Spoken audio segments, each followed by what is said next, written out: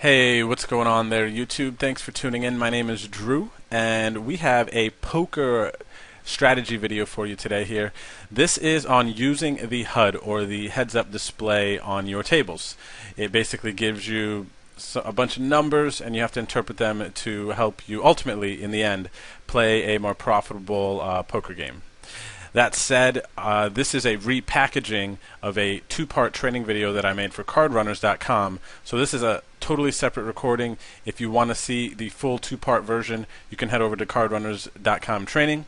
If you would like to hear more or get to chat with me a little bit, feel free to check out my Twitch channel.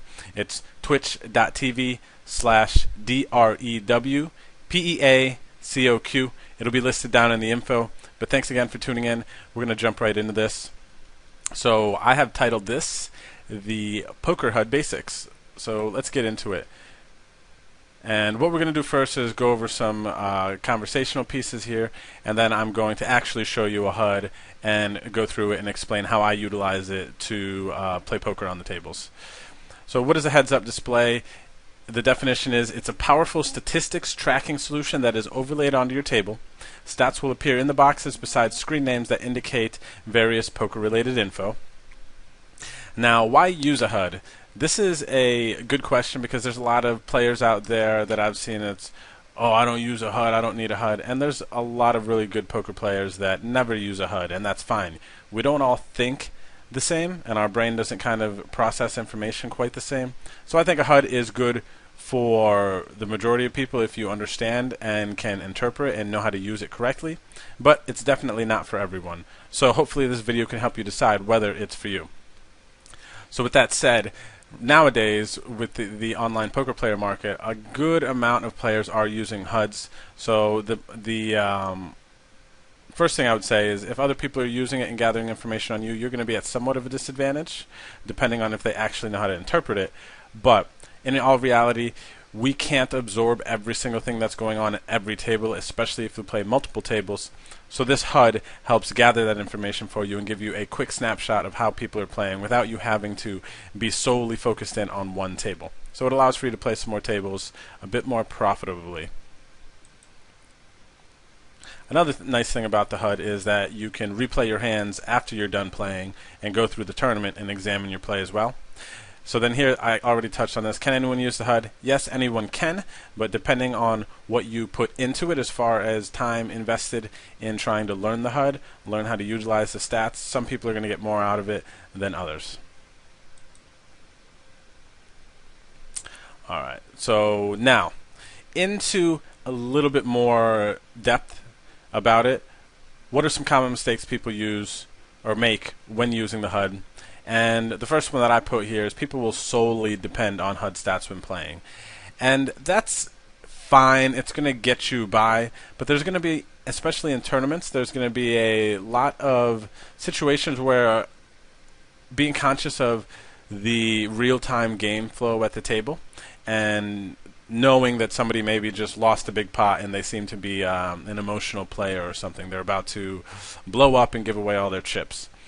In those events, those pieces of information, HUD's not going to be able to tell you, and I feel like they do carry a little bit more value, especially depending what stage of the tournament it is, because in multi-table tournaments, there's going to be a bunch of different stages where players might be adjusting their styles, and a HUD with the numbers is not going to be able to tell you that, and I think that can help to give you an extra edge. So me personally, I prefer to use a HUD when I have enough hands and after I've already kind of made my initial analysis or assumptions about the player. So it's kind of like a secondary type of thing for me, though I do use it regularly. And then the number 2 point here, I put people don't know how to turn lemons into lemonade. Touch briefly on this, but a lot of people don't know how to properly interpret HUD stats and create additional value for themselves. I've seen a lot of videos and streams and talk to players who will have a HUD on the table because they've seen their favorite poker player or somebody else use it. They want it, but they just have it sitting on the table. I'll watch videos and I'll see people not even pull up their HUD to look at a stat, especially for instance like just something very simple as a continuation bet stat. You're going to build up a pretty big sample on that. That's something that people raise, they see bet a lot. You're going to have a lot of those occurrences happen, so you're going to build up a decent sample. But I don't see people using their HUDs, or for instance, how often somebody 3-bets or folds to 3-bets. Like, people have their HUDs, they look at them for like the top 3 stats, which are VPIP, which is voluntarily put in pot, PFR, which is pre-flop raise, and then 3-bet. And they look at that and they think that they know a lot about that player, but I rarely, not enough of the time do I see people actually dig into the stats to help them decipher each of the situations, or even to forecast into the future what they anticipate their opponents are going to do. So basically, you can give somebody a HUD, but that doesn't mean that that's going to turn them into a profitable player. You can give somebody lemons, doesn't mean they're going to make lemonade. All right, so you really have to understand what you're doing and how to utilize it to make the lemonade, poker lemonade, whatever. You get my point. So let's go ahead and move on to the next topic here, basic stats. So we have to start somewhere. We're going to go over some of the basic stats and what they mean in just a minute. All right, and now the application of information presented to us through the HUD is where we separate the boys from the men, plan ahead. Let's take a deeper look. I touched on this. This is all transitioning into us talking about the actual HUD. So here we go. I have some color codes already on a couple of players. If you are not familiar with what these color codes mean, I'm going to touch on it a little bit. But I also have a video on the YouTube channel here called Pokermon, kind of like Pokemon, but with an R in there. And it discusses player types and my color coding system. So I would check that one out to learn more about player types and how I color code. But for now, what we're going to do is look at this person's stats. So I have this red color code on them here. So this means that they're going to be a bit more of an aggressive opponent.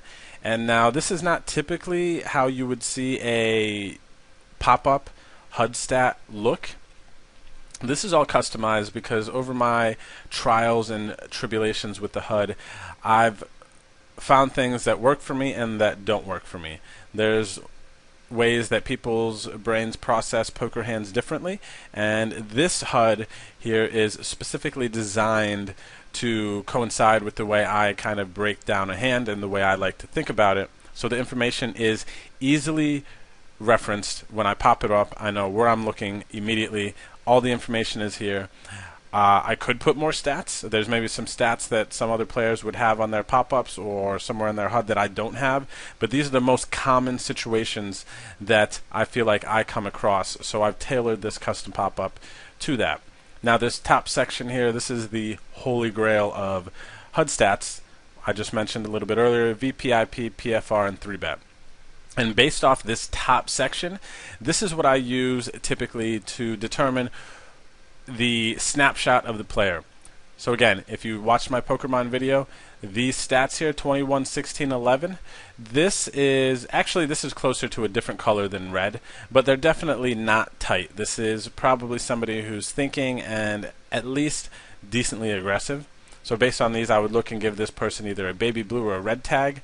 And then what that means is basically that if I'm multi-tabling and I see somebody's color code here, I'll be like, okay, this person might be a thinker, I might need to proceed with caution, or I might need to dig in a little bit more about them. For instance, where if I were to have seen a green color code on somebody here, let me see.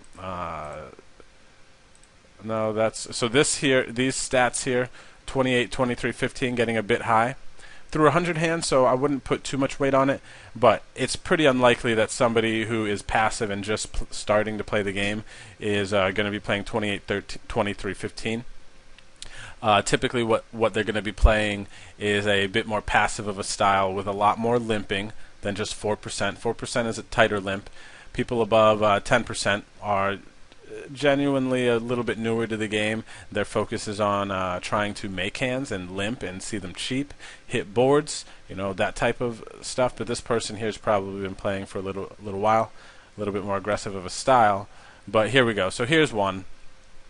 Someone like this, I would color code them either green or yellow, and those are my more passive and you don't have to worry about too much. This person's going to make a good amount of mistakes.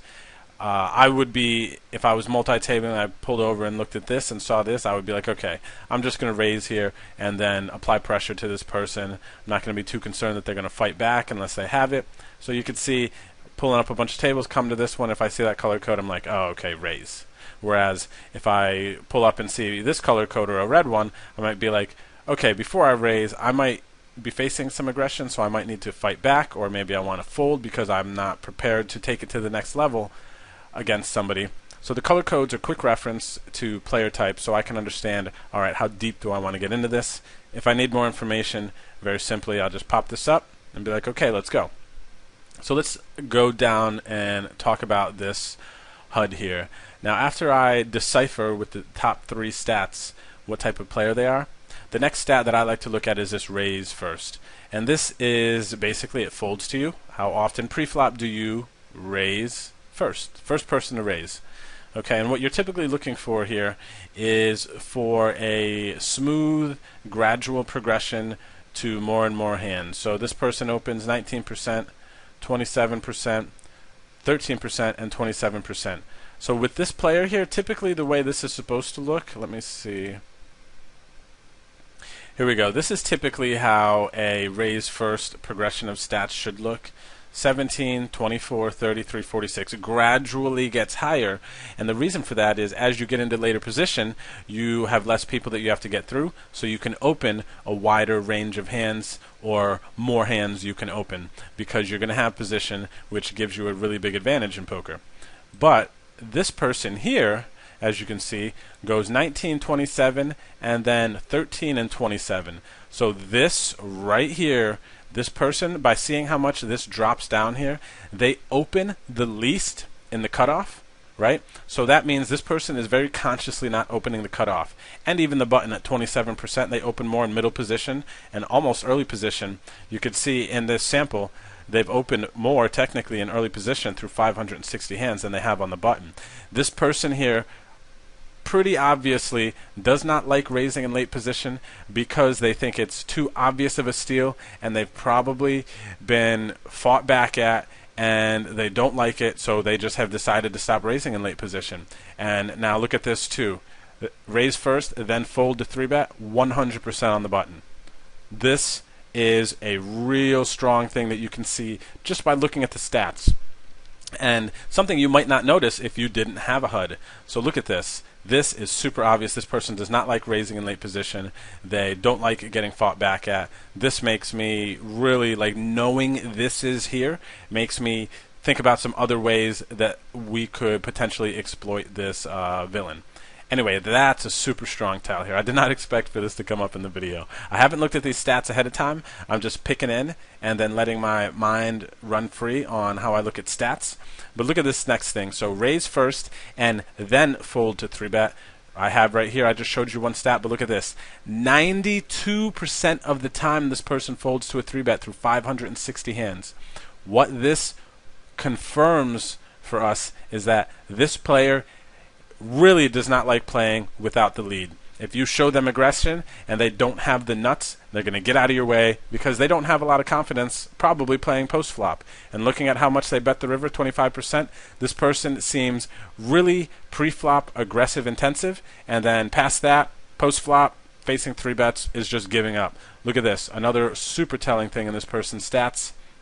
They're raise first, then call a 3-bet. So you raise, somebody 3-bets you. Obviously, it's going to be tough for them to calling too much if they're folding all the time.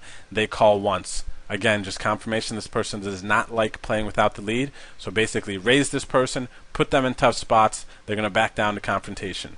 And we get all of that just from, I mean, we haven't even gotten into their stats yet. We're like a quarter of the way down.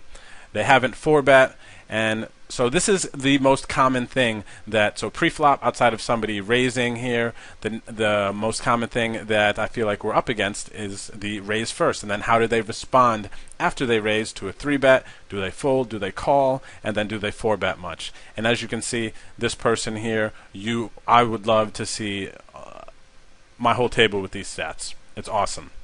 Now the next thing here is call any preflop raise that I like to look at. This here is a gauge for me when I look at this. So under 10% here, this is pretty normal. This is reggy, meaning that this person is probably a regular, and they call around 9-10% of the time, which is pretty normal, meaning that they are going to have the lead the majority of the time that they're playing a hand. They're not just going to be calling, trying to see flops, and then giving up. So this is pretty normal of a stat here, and still kind of confirms the fact that they want to be in the lead. Now this limp statistic here, this is pretty normal here, under 5% for most people is good, and a lot of the limping is going to come from the small blind, as you can see 1-1-1 here in the other samples. But this is pretty normal. If you see anybody above 10% here, then they're starting to limp a bit much, and that means once you see 10% that people are going to be limping small pairs, some suited connected things that they are not married to, they don't want to raise, and then potentially get 3-bet. So they limp, try to call and hit, lose less money, give up. This person does not necessarily play that style, but the more you see somebody limp, it would insist that they could be playing that type of style, and a lot of time they are. And then the last thing as far as preflop, so we figured out kind of, all right, they're raising, they're calling, and they're limping. You know, that's going to be the three options that you're going to have preflop when you're going into a hand. You can raise, you can call somebody's raise, or you can just limp in. So once we decipher through those, now we kind of progress to the late position for preflop, and then now we want to know, all right, we're in that later position where we should be opening more than this. How often is somebody in the blinds going to fold to our steal when we open in late position? So we have this stat here, and as you can see, this person's folding a good bit here. You get to late position and see how they're playing and whatnot. Just raise. Just raise. Generally, I mean, I'm not saying to go over the top there, but all right. So we've figured out and we have planned for and know now how this person plays preflop. So now we're going to progress to postflop here, and we get to the next section. And these next two sections here are continuation bet stats.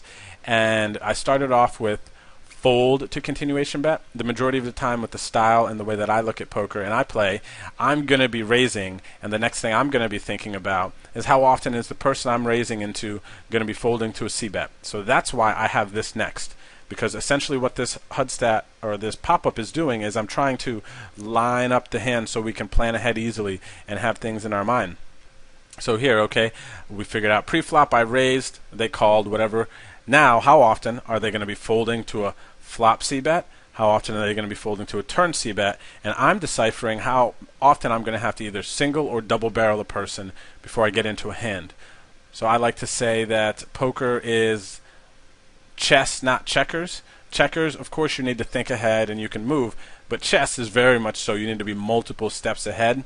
And I think that's one of the benefits of having a HUD is that you can plan for the future. So before you walk into the lion's den or get into a hand with a villain, you can already have a pretty good idea of how you want to proceed against this person. That if you watch my stream, again, it's at twitch.tv/DrewPeacock, and it'll be in the info under this video. But if you watch it, you'll see a lot of the time I'll raise and be like, okay, I'm double barreling this person. Okay, I'm c-bet giving up against this person. All right, this person c-bets too much. I'm going to check raise them after I call. I've kind of already got a plan for streets ahead of the hand. So now this person here, fold to flop c-bet, 67%. And I'm not going to get real technical on things. This is a basic HUD kind of understanding. So this person basically is folding over 2/3 of the time to a continuation bet. All right, so basically what that means is c-bet against this person. They're just going to be giving up a lot. All right, really simply put. And then these next two things that I like to know in poker, one of the most, or another common thing that comes up is how often is somebody floating you? And floating means just calling you when they didn't necessarily hit. And so I like to have here under the fold to flop c-bet, okay, well, how often are they calling a flop c-bet IP, which means in position to you, and then how often are they calling a flop c-bet out of position to you? Now, out of position, people are a lot less likely to be fighting because you have the positional advantage, and you're going to get the information on them in a hand before they get it on you, so that puts you in an advantage. Now, this person we already know does not like being in the lead, and what do you know? Out of position, when they're in a tough spot, they rarely call a flop c-bet. They call a little bit more in position, so they probably do some floating. And then here, as you can see, fold to double barrel or a turn c-bet, 100% through this sample.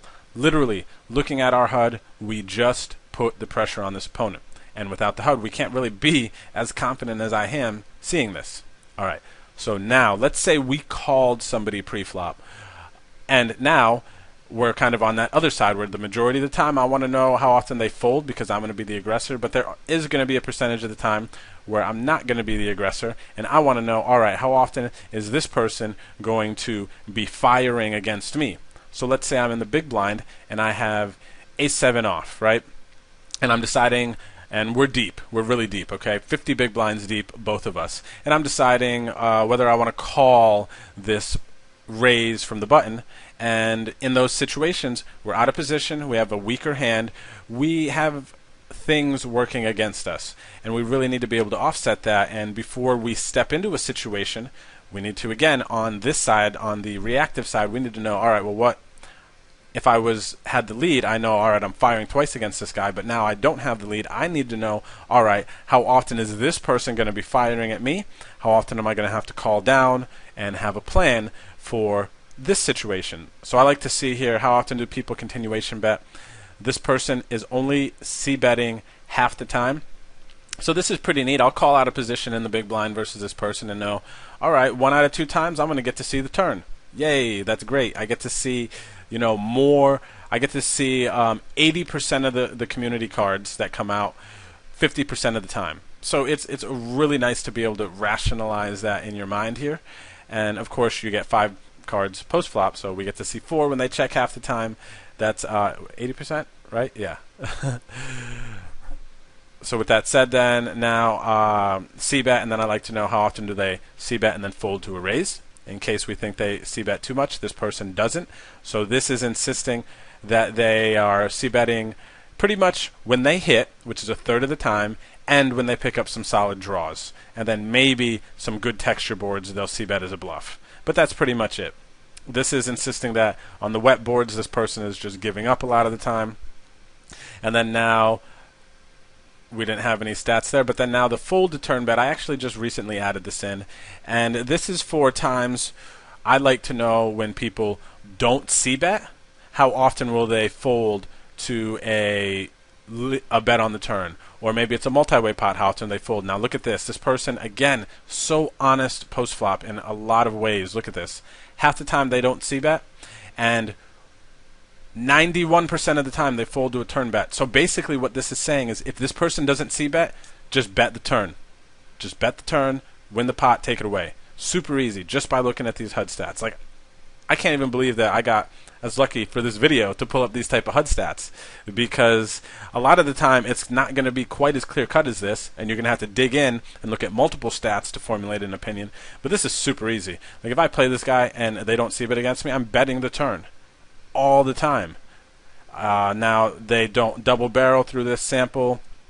They rarely bet the turn. This person is very honest so far post flop. So you could see, I'll just call and play this person post flop. I will show them aggression pre flop. I'll call and play them post flop. The stats don't lie. They don't lie. So I mean, look at this. Even just as you're listening to this and watching this, you should be able to feel the same against this opponent. Be like, oh, well, wow, with all this information, I have great confidence to just continue with this person, call out a position with whatever, and just play them. And yeah, so it's awesome when you have this type of information. Now, another stat, this bottom section here is my post-flop miscellaneous / river. All right, and I have my river stats at the end because the river is the last decision point in a hand.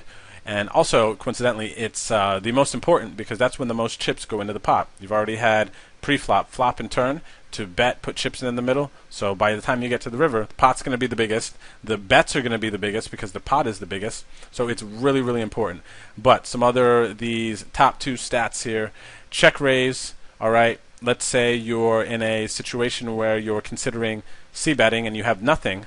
I will real quick glance at this because I think the most, especially if we have like overs or a gut shot, we are going to be most concerned about All right, well, if I see bet here, is this person going to check raise me off my gut shot and my overs, right? And looking at this person's stats, check raise, 0% so far.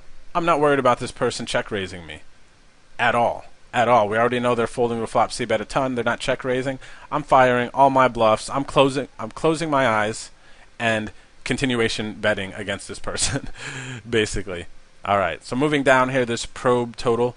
This is a stat that is saying kind of something we talked about up here with the bet turn or fold to turn bet. But this probe total is how often will this player bet out when we did not continue our aggression. So I raised preflop, I'm in position, I did not c-bet. This is saying that in this sample, 3 of 3, 100% of the time when I don't c-bet, they're going to lead out on the turn. Make sense? So it's nice to know if you don't c-bet, okay, well, how often are they now going to bet into me on the turn? So that's what that's for.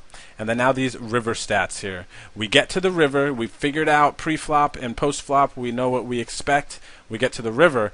Now this is such an important spot because throughout my coaching sessions, I see so many students who are just not betting the river enough. And based on what I just said, that's the most important street because that's when the most money goes into the pot, right? So we go ahead and look here. We're in a spot where we're deciding whether we want to bet the river or not. And we look at this. So far through this sample, 100% they're folding the river bet. Now, granted, these river stats are going to be less because we're not always going to be getting to the river as often as we're going to be able to c-bet and c bets or like raise preflop.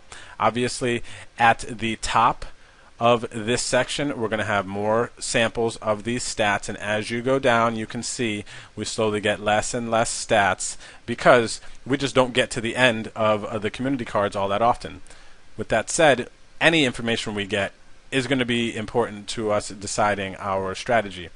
So here you could see this person is just, oh my goodness, so honest on the river. They just fold to the river bets, they don't call, and then 25% here, anything under 30% river bet is basically saying that they're only betting when they have it. All right, they're not thin value betting, or what I mean by thin value betting is also betting a weak top pair, betting a really strong second pair when you know your opponent's got a weak hand. This means that they're just too happy with getting to showdown and moving on to the next hand, but this person's missing out on a ton of value. So now let's say we're in a situation where maybe we want to bluff the river because we don't think our opponent has it, or we just have like 5 high. In that instance, we look at these river stats and go, wow, this person just folds all the time to the river bet. All right, close your eyes and click that mouse and hit bet. You see the confidence we can get from that? And then we're going to the river. We're calling a turn bet. Let's say we're calling a turn bet with like a second pair. We're not sure. They might be bluffing. I don't know. We look at somebody's stats and their bet river is 25%. It's like, oh, great. I'm going to call this turn, and I'm not going to be facing a river bet a lot of the time. And if I do, I can then fold. So it really helps us to hone in on those things. And I do want to say that, again, HUD stats I use as a secondary thing. Usually I like to notice the game flow, all that, and whatnot. But also, another big thing with the game flow is reading and understanding people's stories. The HUD stats give you a real fast snapshot at the opponent's stories, or how they tell stories, and how they tend to go about telling the stories. But watching and going through a hand and thinking about, wow, would they really c-bet that hand on the flop and then double barrel? Or would they really c-bet a really good hand and then check the turn when there's a bunch of draws on the flop? These things are going to be where I personally think that our thoughts should travel to first. We should be asking ourselves those questions and then go, well, let me see here what this actually says. And it was like, oh, it matches up. Because now we have two sources saying, okay, this is the play, and now it's that much easier to just go ahead and follow on with it and continue. So this person here, just another quick look here we'll take, plays a regular type of style. This person you can see now, fold to 3-bet. We already talked about this, they have a nice progression. They don't necessarily like folding 3-bets. This person's not giving up on you, so this might not be somebody here. You can see how much they just call 3-bets, 62% of the time. This is a total 360 from what we were just looking at in the stats. So now this is somebody who I look at and go, all right, they're going to be calling a lot of 3-bets. So let's say we're in the big blind with ace-7 again, a hand that doesn't necessarily play well post-flop. Against the guys who fold a lot, I'll 3-bet ace-7 and expect to take it down a lot of the time. Against this person who calls a lot of 3-bets, I'm probably not going to 3-bet ace-7 because what's going to happen is they're going to call a bunch, and now we have a hand that doesn't play well post-flop, out of position in a raised pot. It's going to be a sticky spot. So maybe I'll either just fold, maybe I'll throw out a bigger 3-bet sizing to get them to fold more, or maybe I'll just call and then look at how often they fire post-flop here. So look, so half the time I'm going to get to see the turn. Not bad. Maybe I'm calling here. Look at this, fold to turn bet really high as well. But we can basically do what we did and scroll down here and look. So limp is really small. They don't do that often. Call is right around 10%, and that's pretty normal. Fold to late position steal is normal. They're fold to flop c-bet half the time. They're not calling often out of position, which we already said. A lot of people don't do that. They're not even really floating too much in position. This is 921 hands also. Let's see, they double barrel half the time, don't really bet the turn, but fold to turn bets a lot. So when they don't c-bet, we have an awesome opportunity to just fire the turn. Their check raise here, 17%. This is on the higher side. Anything under 10% is more honest. 5% is very honest. Anything like 10%, above 10% is like, okay, they might have some other things in there. But above 15% up, they're check raising light as a bluff with draws. And we need to be conscious of this when we're c-betting some hands that we don't necessarily want to c-bet fold. And then, of course, here now we got another cool stat. This person plays the river, really honest too through this sample. Look at this, fold the river bet, 83%. Bet river, 29%. All very, very honest. And this makes it a lot easier for us to play turns knowing what we anticipate is going to happen a lot on the river. So again, in summary here, everything that we talked about, I'm hoped to have given you an idea of how you can use the HUD, how you can interpret stats to plan ahead. Also, just give you the confidence to know, maybe you're new at poker, you don't know, and you heard about a HUD. This is what it is. This is how, if you dig into it and put in work and understand it, how you can utilize it to help increase the profits in your game. So if you enjoy what you saw, please subscribe to the channel. I will be uploading more videos. Also, scroll down to the info and check out my Twitch channel. You can chat with me live and see my games and how I'm playing and thinking in real time. I stream 4 nights a week, so I would love to have you there. Again, YouTube, thanks for tuning in. My name is Drew, and I will see you later. Peace.